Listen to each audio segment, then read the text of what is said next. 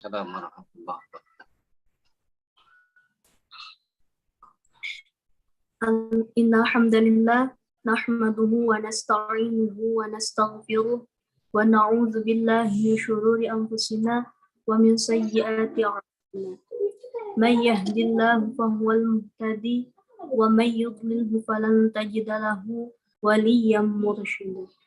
Asyhadu an la ilaha illallah wahdahu la syarika lah wa asyhadu anna Muhammadan abduhu wa rasuluhu amma ba'd. Segala puji hanya bagi Allah, pemelihara seluruh alam. Salawat dan salam bagi Nabi Agung Muhammad SAW beserta seluruh sanak keluarga serta para sahabat dan pengikutnya hingga akhir zaman. Jamaah yang dirahmati dan diberkahi Allah, kami ucapkan selamat bergabung dalam kajian tafsir bersama narasumber Al-Ustaz Hasanuddin Rahman, Sarjana Agama, yang alhamdulillah kajian sore hari ini merupakan kajian pertama kali dilaksanakan yang insya Allah akan dilaksanakan rutin setiap pukul 5 sore. Baik, selanjutnya sebelum Al-Ustaz menyampaikan materinya, kita selang terlebih dahulu dengan pembacaan ayat suci Al-Quran yang akan dilaksanakan oleh Ibu Hajah. Kepada Ibu Hajah, saya persilahkan.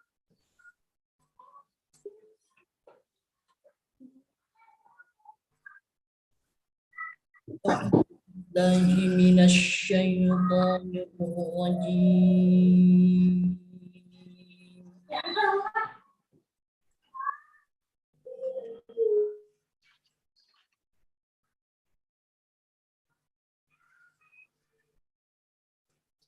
Bismillahirrahmanirrahim.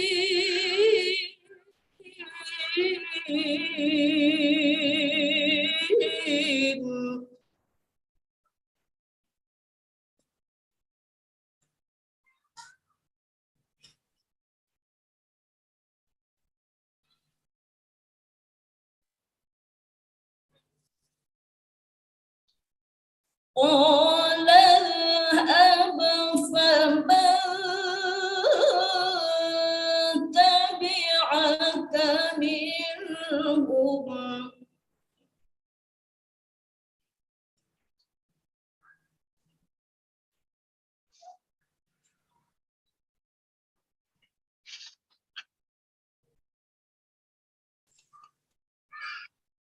قال اذهب فمن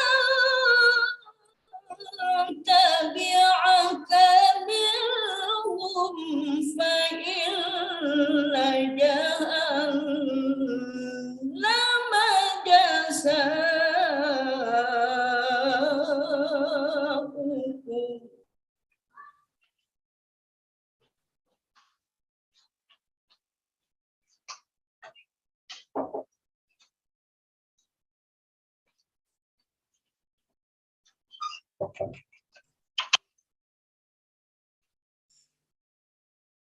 فإن جهنم جزاؤكم جزاء موفورا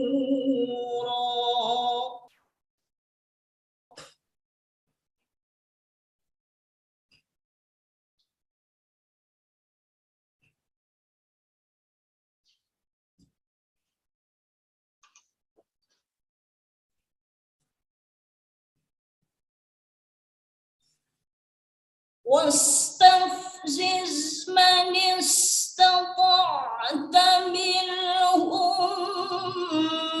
بصوتك وأجلب عليهم بخيلك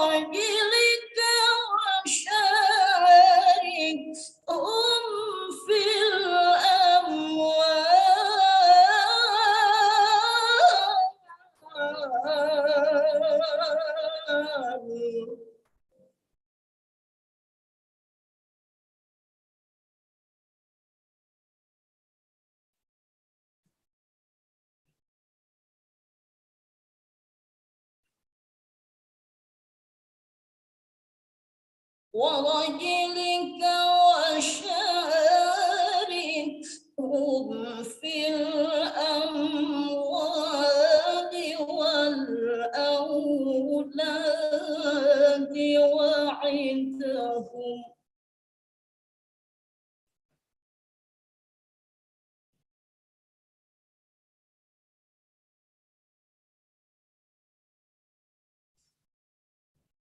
وما يعدهم الشيطان إلا غرورا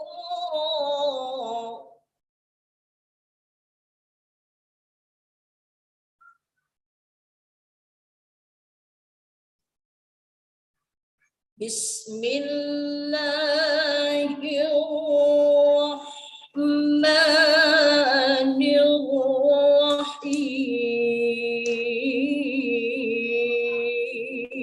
الرحيم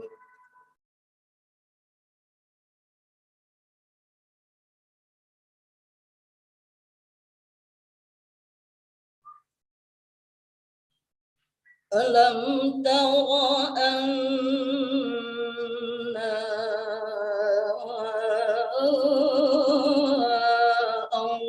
أرسلنا الشياطين على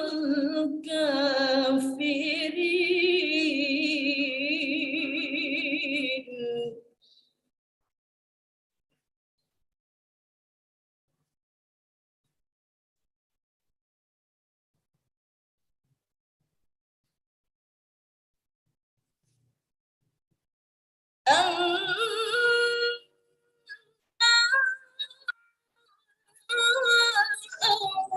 أرسلنا الشياطين على الكافرين تؤزهم أزا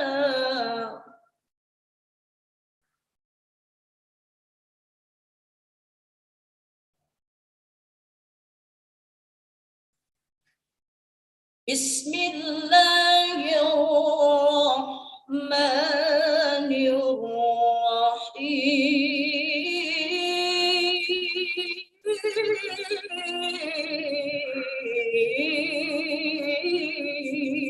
الرحيم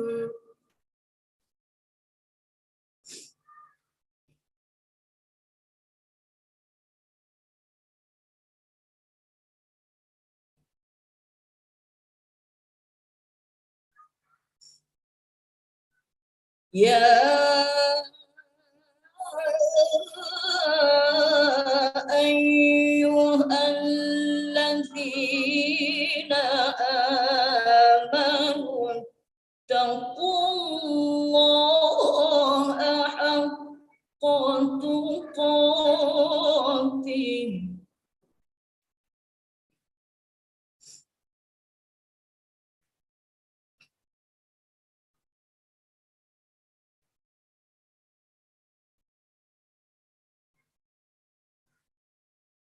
اتقوا الله حق تقاته ولا تموتن إلا وأنتم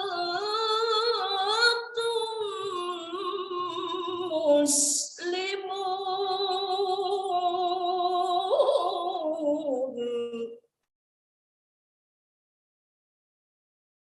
صدق الله العظيم.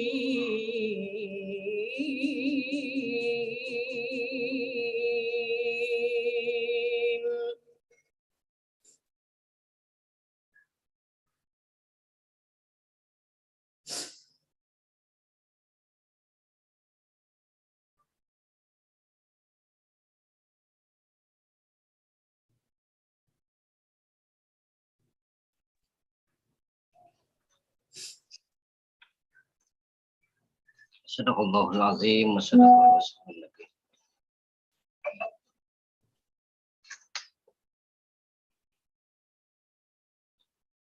Sadaqallahul azim wa sadaqar rasulun nabiyul karim wa nahnu ala dzalika minasyahidin wasyakirin walhamdulillahi rabbil alamin. Assalamualaikum warahmatullahi wabarakatuh. Innal hamdalillah nahmaduhu wa nasta'inuhu wa nastaghfiruh wa na'udzu billahi min syururi anfusina wa min sayyiati a'malina. May yahdillahu fahuwal muhtadi wa may yudlilhu falan tajida lahu waliyyan mursyida. Asyhadu an la ilaha illallahur rahmanir rahim wa asyhadu anna Muhammadan abduhu wa rasuluhu akhirul anbiya'i wal mursalin. Qala Allah Ta'ala fil Qur'anil Karim wa huwa asdaqul qailin a'udzu billahi samil alim minasyaitonir rajim. Ya ayyuhalladzina amanu taqullaha haqqa tuqatih wa la tamutunna illa wa antum muslimun. Al-ayah. Hadirin kaum muslimin wal muslimat, pemeluk agama Islam, pencinta undang-undang Allah, hadirin bapak-bapak, ibu-ibu yang saya hormati di mana saja berada. Alhamdulillah wa syukru ala ni'amillah. Kita panjatkan puji dan syukur kehadirat Allah Subhanahu wa taala atas rahmat dan inayah serta hidayahnya, sehingga pada kesempatan yang berbahagia ini kita bisa bertemu, bermuajahah walaupun lewat zooming ini. Mudah-mudahan Allah Subhanahu wa taala memberkahi kita, merahmati kita, dan semoga Allah memberikan hidayah serta taufik kepada kita sekalian. Amin ya Allah ya rabbal alamin. Silakan sebelum kajian ini dimulai, dipersilakan untuk diartikan lebih dahulu bacaan tadi ayat Al-Quran yang sudah disampaikan oleh Hajjah Nurdiana. Silakan diterjemahkan aja dulu.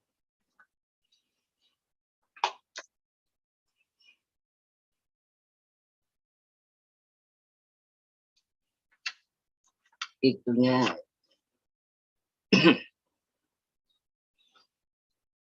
audionya udah.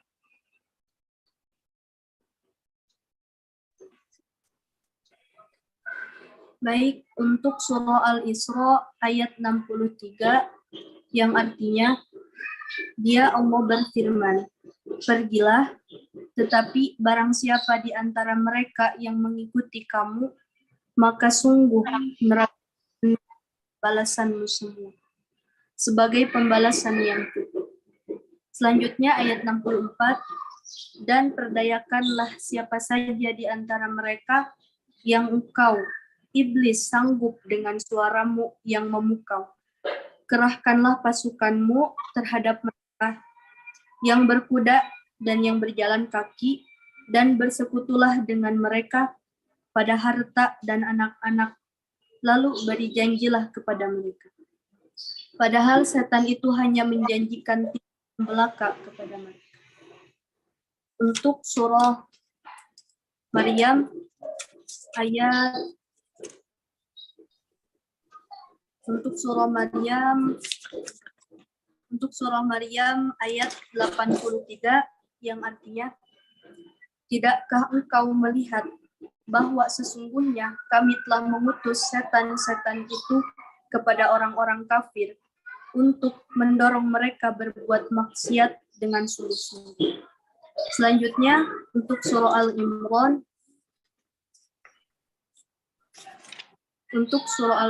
ayat 102 yang artinya, wahai orang-orang yang beriman, bertakwalah kepada Allah sebenar-benar takwa kepadanya, dan janganlah kamu mati kecuali dalam keadaan muslim. Sebelum menjelaskan ayat-ayat, dan terima kasih ke Aura yang telah menerjemahkan ayat. Di dalam surah Al-Imran, sebelum pembahasan ayat-ayat yang tadi, kita mulai dengan surah Al-Imran lebih dahulu, 102 ya. yang artinya auzubillahi samil alim minasyaitonir rajim. Bismillahirrahmanirrahim. Ittaqullah ya ayyuhalladzina amanu taqullaha haqqa tuqatih wa la tamutunna illa wa antum muslimun.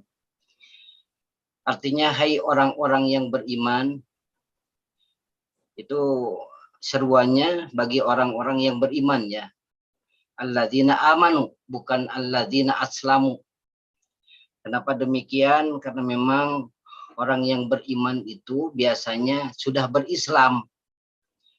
Orang yang berislam belum tentu beriman. Makanya seruan Allah kepada orang yang beriman supaya bertakwa kepada Allah dengan sebenar-benarnya takwa. Kalau kita lihat orang yang beriman itu tentu senantiasa dekat kepada keislaman. Bahkan sudah disebut Islam kalau sudah beriman kepada Allah. Kalau Islam belum tentu. Makanya ada kalimat ketika Rasulullah SAW didatangi oleh sahabat, katanya, ya Rasulullah, qulu amanna. Wahai Rasulullah, kami ini semua sudah beriman.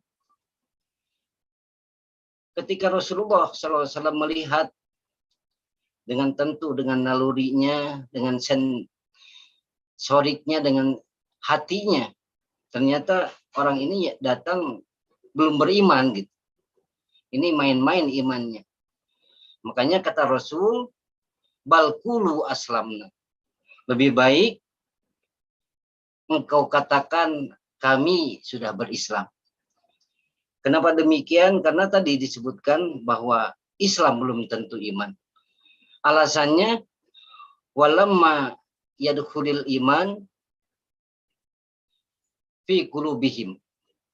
Karena iman belum masuk ke dalam hati mereka. Jadi kalau Islam iya, dia sholat, zakat, puasa, ibadah haji dan sebagainya. Tetapi ketika beriman kepada Allah belum tentu. Makanya di dalam surat Al-Baqarah 183 mengenai puasa pun demikian. Jadi panggilan berpuasa itu bagi orang yang beriman. Ya ayyuhalladzina amanu. Hai orang-orang yang beriman, kan begitu. Jadi bukan orang Islam, tapi orang yang beriman. Karena orang yang beriman itu tentunya akan mampu melaksanakan puasa ketimbang orang yang Islam. Karena iman itu merupakan sebuah kekuatan jiwa untuk melakukan dan kemampuan untuk melakukan sesuatu. Dengan imanlah, maka seluruh ajaran program Allah bisa dilakukan. Walaupun istilahnya berat sekalipun, dengan iman pasti bisa. Tapi hanya dengan Islam mungkin kekuatannya tidak sedahsyat sudah beriman kepada Allah Subhanahu wa Ta'ala. Makanya inilah diserukan bagi orang yang beriman, kutiba alaikumusiyam. Diwajibkan berpuasa. Kenapa kutiba enggak furido ya? Enggak wajaba. Antara wajaba dengan kutiba beda. Ya kalau wajaba kan wajib, kutiba juga diwajibkan, cuman diwajibkannya kutiba dengan wajaba beda. Seperti parodo, furido misalnya dipardukan, wujiba diwajibkan, beda dengan kutiba. Kalau kutiba itu ditulis, diwajibkan secara tertulis. Kalau furido diwajibkan secara ucapan. Karena puasa ini diwajibkan secara tertulis, otomatis kekokohan perintah itu terlihat. Karena kalau tertulis itu tentu ada surat keputusannya, kemudian surat memorandumnya dan sebagainya. Bahkan ada di dalam di dalam kehebatan cara berpikirnya pun, di dalam orang yang sudah diberikan kewajiban secara tertulis itu biasanya ada lebih lebih diperhatikan. Sebab di sana ada tanda tangannya. Kalau tertulis kan gitu. Kalau perintah secara tertulis otomatis di sana ada memorandumnya, kemudian tanda tangannya, capnya, gitu, stempelnya. Jadi kekokohan perintah itu sudah jelas-jelas. Makanya puasa itu bahasanya kutiba.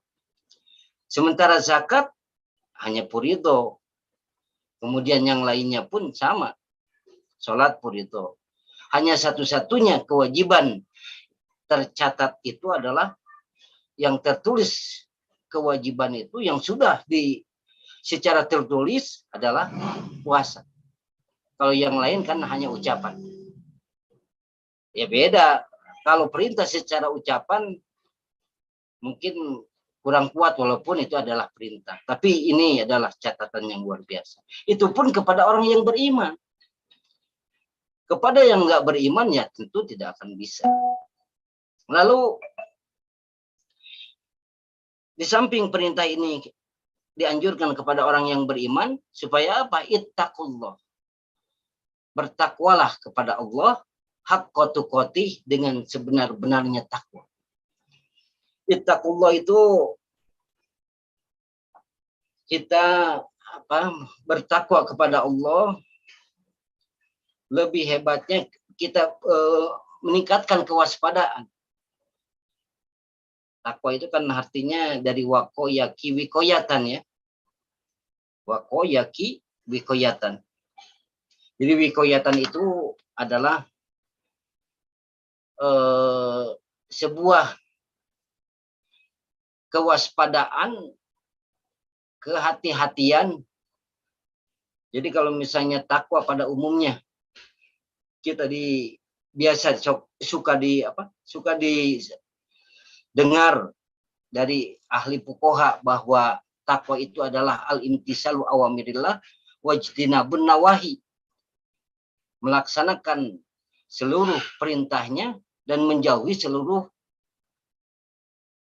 cegahannya atau larangannya. Kalau kita pikir-pikir, kalau kita disuruh takwa yang artinya tadi dengan sebenar-benarnya, kira-kira ada orangnya enggak ya? Kita takwa kepada Allah, melaksanakan seluruh perintahnya, menjauhi seluruh larangannya. Kira-kira ada enggak orang di dunia ini yang bisa melaksanakan seluruh perintahnya dan menjauhi seluruh larangannya? Sepertinya tidak ada. Makanya dengan arti seperti itu memang berat. Kalau kewaspadaan, makanya kita dituntut untuk meningkatkan kewaspadaan di dalam kehidupan ini. Makanya orang yang takwa itu mudah-mudahan kita berhati-hati. Ya berhati-hati itu seperti kita naik motor, naik mobil, kalau kita sudah mempersiapkan ya segala sesuatunya, mempersiapkan bannya, mempersiapkan kondisi mobilnya, bensinnya, kemudian mempersiapkan dirinya juga. Setelah kita persiapkan semuanya, lalu kita jalan. Kalau misalnya kita sudah memperhatikan semuanya, itu kan artinya al-wiqayah khairum minal ilaj gitu ya. Preventif lebih baik daripada kuratif. Preventif itu pencegahan yang sebelumnya mengadakan sesuatu itu lebih baik. Sebelum terjadi misalnya kita persiapkan lebih dahulu kondisi mobilnya dan sebagainya. Setelah di tol misalnya ada kejadian, itu kan takdir. Kehati-hatian sudah, segala sesuatunya sudah. Tapi kalau misalnya terjadi kecelakaan itu pun takdir. Tapi ini yang menjadi programnya kan umat mukmin ini, orang yang beriman itu melihatnya proses bukan jaminan. Kalau orang kafir kan melihatnya jaminan, segala sesuatu, wah saya harus jadi orang misalnya atau dapat keuntungan. Sementara orang iman kan harus melihat proses tadi. proses berjalannya hidup. Makanya dengan ketakwaan, dengan kehati-hatian sudah, segala macamnya sudah. Tapi pada prinsipnya kita masih tetap aja terjadi misalnya perubahan atau terjadi kecelakaan, yaitu mungkin takdir. Seperti hujan, kita sedia payung sebelum hujan kan ya. Ketika hujan ya kita udah siap. Tapi ketika payungnya misalnya, ketika sudah dibawa payungnya copot, ya itu kan beda, takdir namanya. Tapi ittaqullah haqqa tuqatih itu seperti itu. Kalau menurut kita, kalau kewaspadaan, kehati-hatian orang pasti banyak. Tapi kalau melaksanakan perintahnya, menjauhi semua larangannya, siapa orangnya gitu. Kan wikoyah itu, takwa itu dari kalimat wikoyah tadi. Tapi ketika kita hati-hati, sudah luar biasa kehati-hatiannya, masih tetap misalnya ada kejadian, yaitu namanya kesalahan. Sementara di dalam Al-Quran, la junaha alaikum bima akhto'tum. Tidak ada dosa bagi orang yang ada kesalahan.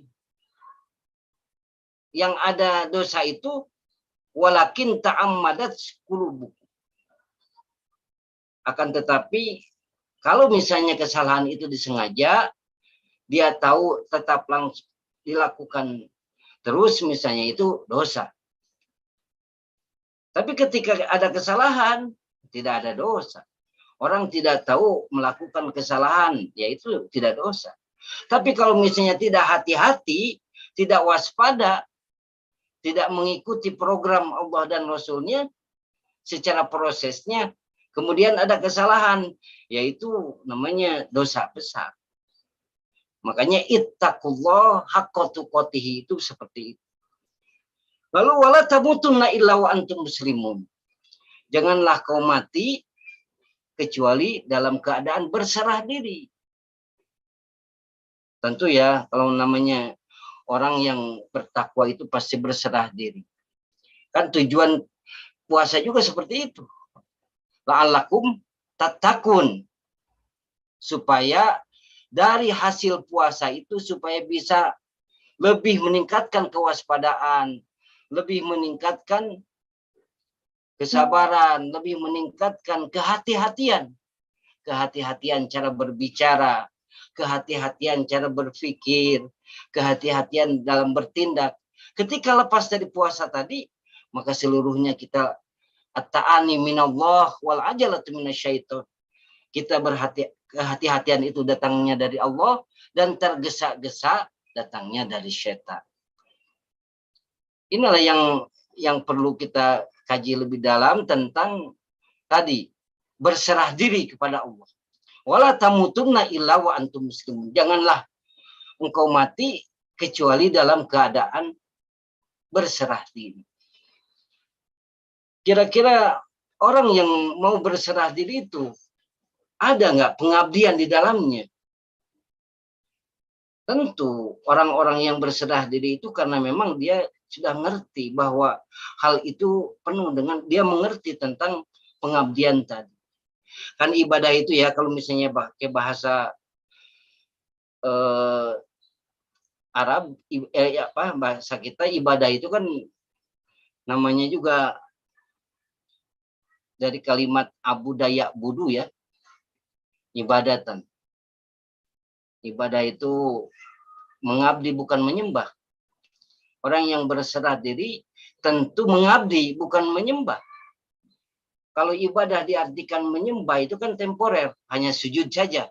Tapi ketika ibadah itu diartikan dengan kalimat mengabdi, maka seluruh adalah penyerahan diri. Dari mana? Dari ucapannya, dari niatnya, dari sholatnya, semua diserahkan.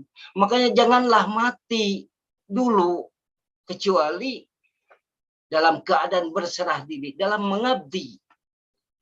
Ya kalau misalnya orang yang punya pengabdian gimana sih? Orang yang mengabdi terus-terusan kepada Allah, siang malam, siangnya pengabdian alladzina yadhkurunallaha qiyaman wa qu'udan wa ala junubihim wa yatafakkaruna fi khalqis samawati wal ard.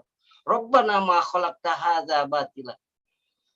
Malamnya dia bersolat dalam keadaan berdiri, dalam keadaan duduk, dalam keadaan berbaring. Lalu wa yatafakkaruna fi khalqis samawati wal ard. Dia selalu berpikir tentang kepunyaan Allah, langit bumi kepunyaannya, semua dengan isinya pun kepunyaannya. Allah sudah memberikan keleluasaan kepada kita, kebebasan kepada kita. Tapi silakan untuk berserah diri ketika malam hari. Dengan duduknya, dengan berbaringnya, kita tafakur pada Allah Subhanahu wa Ta'ala. Memikirkan segala sesuatu. Kadang-kadang kan kalau kita di tengah malam itu bertahajud, duduk, berbaring pun masih ingat kepada Allah. Namanya berserah diri. Dan ciptaan Allah pun pada saat itu di sanalah makhluk-makhluk Allah yang mengikuti kita, doa kita, bangun dan mengaminkan doa kita. Apalagi lagi berpuasa ya. Man qoma Ramadan imanan wahtisaban. Malamnya kita menghidupkan malamnya dengan sholat tahajud, dengan taraweh, dengan segala macamnya gitu. Kemudian siangnya man shoma Ramadan imanan wahtisaban. Siangnya berpuasa, kan ada koma, ada soma ya. Kalau malamnya koma, kalau siangnya itu soma. Kalau koma itu menegakkan segala sesuatu, mendirikan sholatnya, mendirikan ngajinya, mendirikan tahajudnya, mendirikan tafakurnya. Bahkan tidurnya pun jadi ibadah. Jadi ibadah. Tafakurnya jadi ibadah, diamnya jadi ibadah. Lalu begitu siangnya dia berpuasa dengan penuh keimanan dan pengharapan. Masya Allah, 24 jam di bulan Ramadan itu adalah bulan yang sangat diampuni, itu betul-betul pasti. Makanya penyerahan diri, wala tamutunna illa wa antum muslimun. Menyerahkan diri segala sesuatunya kepada Allah Subhanahu wa Ta'ala. Ibadah apapun, kerja apapun, asal niat karena Allah, jadi ibadah. Apalagi di bulan Ramadan nanti, ketika datang bulan Ramadan, kita sudah mempersiapkan diri kita dengan semaksimal mungkin, dengan tujuan berharap keriduan, berharap iman dan Islam, berharap maghfirah Allah Subhanahu wa Ta'ala. Insya Allah begitu masuk satu Ramadan, kita sudah siap segala sesuatu. Lalu ketika orang mengerti tentang tadi berserah diri kepada Allah melalui jalur ibadah, kan hanya orang yang bisa berserah diri, bisa orang tahu persis kemampuan untuk cara dia hidup dalam keislaman. Makanya Islam artinya kan berserah diri ya. Kalau ada yang mengatakan janganlah mati kecuali dalam Islam, maksudnya berserah diri. Ketika sudah berserah diri baru silakan. Ya bukan mengakhiri hidup maksudnya ya. Ya kalau misalnya kita meninggal dalam keadaan Islam kan alhamdulillah. Tapi dalam keadaan iman gitu ya. Ya syarat kita berislam kan harus beriman. Kalau tanpa iman ya mau gimana? Iman itu kita yakin, percaya kepada Allah. Kita mempertanggungjawabkan semua kesalahan kita. Mempertanggungjawabkan semua baik buruk kita kepada Allah Subhanahu wa Ta'ala dan kepada siapa kepada apa Tuhan yang kita sembah gitu ya. Kalau kita tidak mengerti apa yang disembah dan siapa yang disembahnya, bagaimana? Ya kita berserah diri kepada Allah dengan tujuan supaya kita mengenal, mengerti, mengenal, tahu persis yang diibadah. Salah satu kunci pertama dalam melaksanakan pengabdian tadi, penyerahan diri kepada Allah. Satu-satunya awal wajibin alal insani wa ma'rifatul ma'budi qoblal ibadah. Awal wajib bagi seorang manusia, kewajiban bagi seorang manusia, dia harus mengerti yang diibadahi sebelum dia melaksanakan ibadah. Jadi kalau misalnya tidak tahu yang diibadahi, mau bagaimana kita pengabdiannya kepada Allah. Lalu ya berdasarkan keterangan tadi bahwa syarat agama Islam itu kan tadi syaratnya itu iman. Kalau tanpa iman ya bahaya. Ya bagaimana kita bisa yakin iman kepada Allah kalau kita tidak tahu dan tidak mengenal betul apa dan siapa Allah Subhanahu wa Ta'ala. Jadi harus kita kenal dulu lebih jauh, kita mengenal Allahnya, dan kita harus bertanggung jawab atas kehidupan kita ini. Yang Allah sudah berikan kenikmatan yang luar biasa. Kenikmatan dohir, kenikmatan batin. Yang kenikmatan itu senantiasa diberikan terus-terusan. Dua yang sudah diberikan nikmat itu. Nikmatani, nikmatul ijad wal fidad. Nikmat Allah yang sudah diberikan itu, nikmat dijadikan manusia, dan nikmat yang diberikan terus-terusan. Kita diberikan nikmat oleh Allah, nikmat jadikan manusia. Ini sebuah kenikmatan yang luar biasa. Kita diberikan kedipan mata, pendengaran, penglihatan, kita diberikan gerakan, diberikan kenikmatan dohir batin di dalam kehidupan dijadikan manusia ini. Diberikan akal khususnya. Ini yang paling hebatnya di antara semua kenikmatan adalah akal pikiran. Ini yang bisa membedakan segala sesuatunya. Ini yang bisa menjadikan khalifatullah. Akal ini menjadikan khalifatullah. Makanya yang bisa menguasai di dunia ini adalah khalifatullah tadi, pola pikir kita. Makanya amanah itu yang sanggup menerima amanah itu ya manusia. Yang sanggup menerima Al-Quran itu adalah manusia. Hewan tidak sanggup. Bumi langit tidak sanggup, gunung tidak sanggup menerima amanah. Tapi ketika Al-Quran diberikan kepada manusia, manusia sanggup. Karena manusia itu punya akal.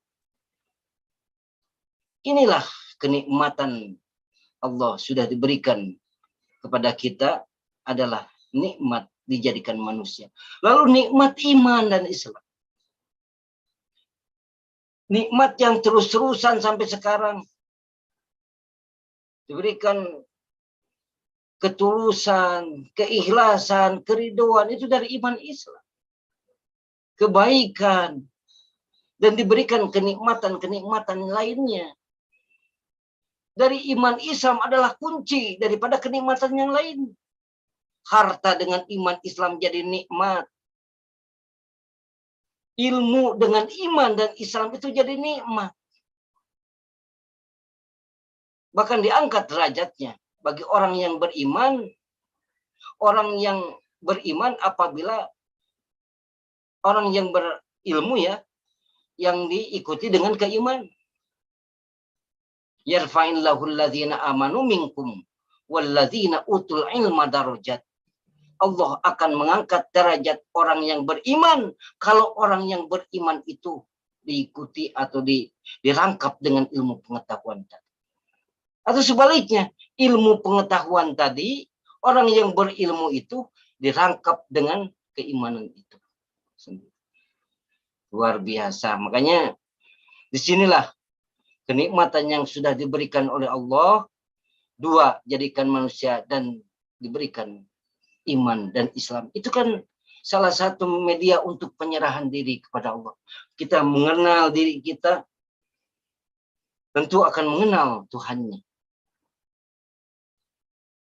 Penting kita menyerahkan diri kepada Allah Subhanahu wa Ta'ala melalui jalur pengabdian tadi. Tapi pengabdian tadi harus mengenal betul siapa yang diabdinya. Kita yakin kepada Allah. Lalu kita bertanya, kalau yakin misalnya kepada Allah, kadang-kadang kita diberikan musibah, kadang-kadang aral kan.